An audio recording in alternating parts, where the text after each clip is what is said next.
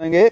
बौद्ध स्रोतों के अनुसार नंद वंश के शासक घननंद द्वारा अपमानित आचार्य कौटिल्य, इनको चाणक्य भी कहते हैं, तो ये ध्यान रखना कि कौटिल्य को ही चाणक्य कहते हैं। तो उन्होंने एक बालक था चंद्रगुप्त, एक वो गाय चरा रहा था, पशुओं को चरा रहा था खेतों में।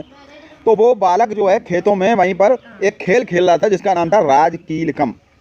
उसमें जैसे झूठ मूठ हम लोग चोर सिपाही खेलते जैसे, तैसे वो राजा का कि राजा बन के बैठा है और लोगों के जो झगड़े हैं उनका निपटारा कर रहा है। उस खेल को खेलते हुए देखा तो बालक में विलक्षण नेतृत्व प्रतिभा देखकर चाणक्य ने उसे अपना शिष्य बना लिया।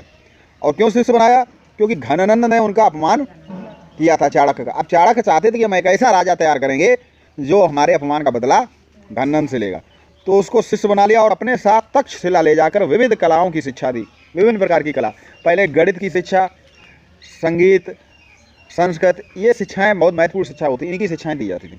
राजनीति की शिक्षा, शिल्प शिक्षा, भाषा की, जो विषय हम लोग पढ़ते हैं थोड़ा उसमें थोड़ा परिवर्तन था। साथ ही चंद्रगुप्त ने चाणक्य की कूटनीति एवं रण कौशल द्वारा नंद वंश के अंतिम शासक घननंद को पराजित कर 322 ईसा पूर्व में मगध में मौर्य वंश की स्थापना की। तो अगर प्रश्न आता है कि मौर्य वंश की स्थापना किसने की? चंद्रगुप्त मौर्य ने। और कब की? 322 ईसा पूर्व। यूनानी सेनापति सेल्युकस ने 305 ईसा पूर्व में पश्चिमोत्तर भारत, जिसमें जैसे गुजरात आपका, राजस्थान, ये सब आता, उस समय तो भारत अखंड भारत था, अफगानिस्तान, पाकिस्तान, कंधार तक, पश्चिमोत्तर भारत पर आक्रमण किया, जिसे चंद्रगुप्त ने परास्त कर दिया।